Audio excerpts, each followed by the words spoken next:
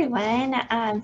Melissa here, and I'm going to cover a couple points from the Code of Ethics that the Board of Directors felt was really important just to remind everyone about, especially with these extraordinary times everyone is dealing with the seller's market and with listings normally having multiple offer situations on them.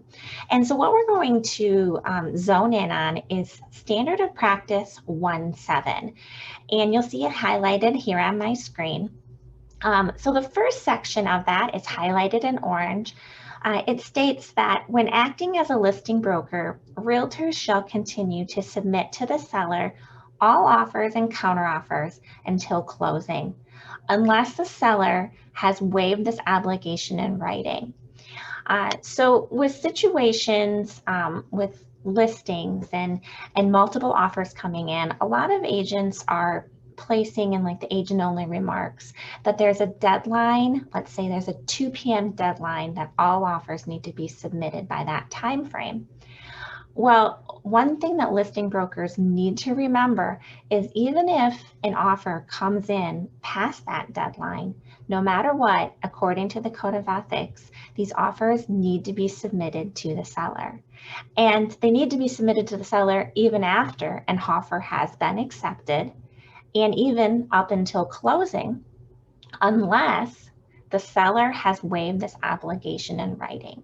So please make sure to remember this when you're dealing with these situations. Obviously, you know, with multiple offer situations, it's busy, it's stressful, there's a lot of emotions going on. So we want to make sure that we remember this just to avoid, you know, having an ethics complaint filed against you. The second portion of Standard of Practice 1.7 was actually just amended more recently. It was back in 2020, and it's highlighted here in yellow, and I'll read that to you all. It says, upon the written request of a cooperating broker who submits an offer to the listing broker, the listing broker shall provide, as soon as practical, a written affirmation to the cooperating broker stating that the offer has been submitted to the seller, or a written notification that the seller has waived the obligation to have the offer presented. So we've heard of situations where buyer's agents have submitted an offer and the listing broker just calls that agent back and says, hey, your buyer's offer wasn't accepted. With a situation like this, if that cooperating broker or the buyer's agent provides a written request, the listing broker has to provide a written affirmation that that buyer's offer was submitted to the seller, unless the seller has waived the obligation in writing to have the offer presented. That's what the Code of Ethics states. Now, as you all are very aware, our purchase contract has it set up on there.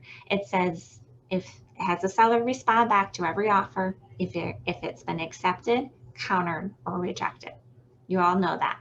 And so best practice is when an offer is rejected, that seller choose rejected and sign off on the offer, and then just send that offer back to the buyer's agent so that the buyer's agent can provide that to their buyer.